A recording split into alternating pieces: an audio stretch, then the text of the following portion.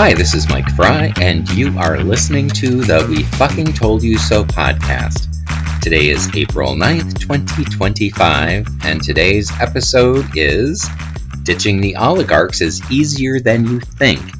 You can save money, the earth, and democracy at the same time.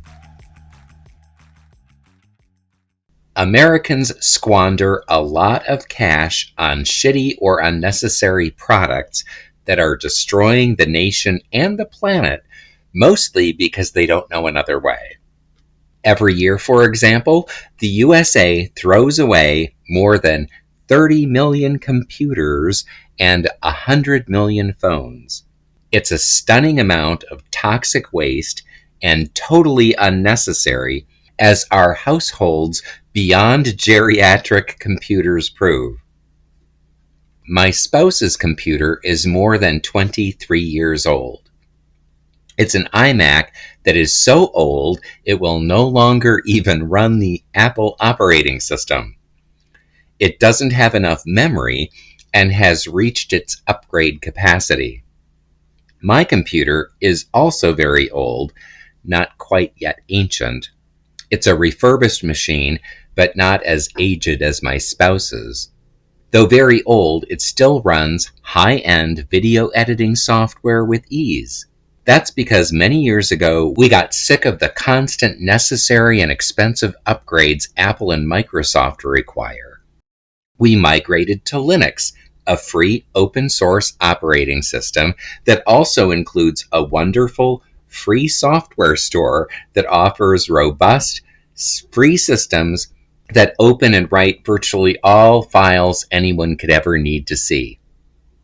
As a result, we haven't paid for computer software or upgrades for many years.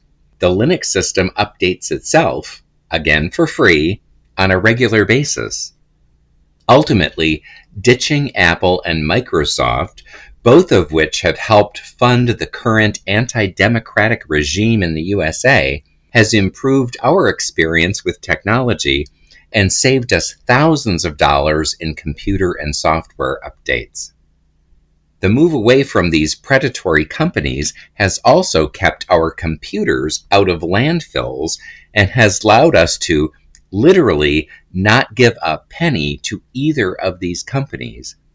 At the same time, our computers are faster and more stable. Kicking Apple and Microsoft to the curb was better for us, better for the earth, and better for the nation. And doing it was much easier than we thought it might be. The same is true for cutting the cord with all the big tech oligarchs who shared in the inaugural celebration. For every big predatory company trying to suck cash and or data from you, there is a better, free, and non-predatory alternative. That is true in every area of technology, from office software to web browsers to search engines. For example, DuckDuckGo offers a more transparent search experience since it doesn't track or log your search queries and doesn't profile you depending on them. That means you get unbiased search results whenever you use DuckDuckGo to search for something online. Because of this, we see search results that we want to see rather than the ones some oligarch is paid to show us. Setting it as your default search engine is really simple and easy. For many people, cutting the cord with Amazon seems to be the hardest habit to break. We kinda get it, but also don't. We get that people like to shop and like convenience, and Amazon has become the de facto default place to do that. On the other hand, we all also know by now that they are a horrible company that treats their employees like shit while suppressing unionization efforts and sucking on the tit of government handouts at every turn. Meanwhile, their executives get grossly rich to the point where they can buy our government and fuck everyone over even more. That seems like a lot of shit to tolerate for a little perceived convenience. Let's explain. After all, what is Amazon? From a user perspective, it's just a handful of simple things. A search engine, a product list, a shopping cart, a delivery mechanism, but not always, and less so all the time. We say less so on item number 4 because increasingly, products sold on Amazon are actually shipped by the product seller directly, not Amazon. Additionally, we would like to add that while Amazon has a reputation for fast delivery, in recent years, they've been getting worse at that, while other fulfillment centers have been getting better. The added speed of shipping of Amazon, as far as we can tell now, is negligible, if anything, in part because of something going on behind the scene. Not only does Amazon treat their employees like shit, they do the same thing to their sellers. As a result, a growing number of sellers are pissed at Amazon and choosing to ship direct to their customers themselves, even for purchases made through Amazon. At the same time, they have all kinds of reasons to prefer when people buy directly from them, cutting Amazon out of the picture, so they give preferential treatment to those of us who buy direct. We've canceled our household Amazon subscriptions. Instead, when we need to buy something online and we want to shop around for it, we simply search for it online. Have we said how much we like the DuckDuckGo search engine yet?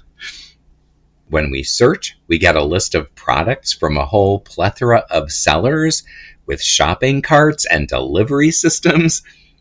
In other words, instead of using Amazon by going to your favorite non-Google search engine when you want to buy something, you will actually have more and better options. And they probably don't support Nazis trying to take over our country.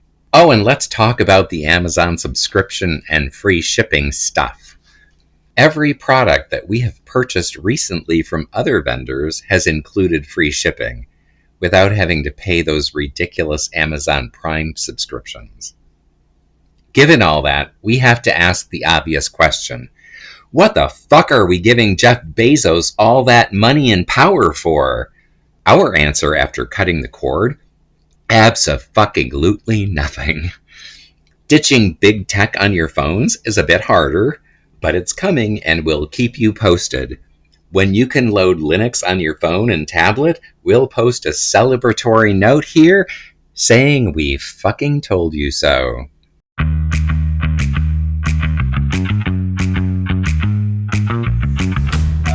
You have been listening to the We Fucking Told You So podcast. Please like and subscribe and share on your social media. Thanks for listening.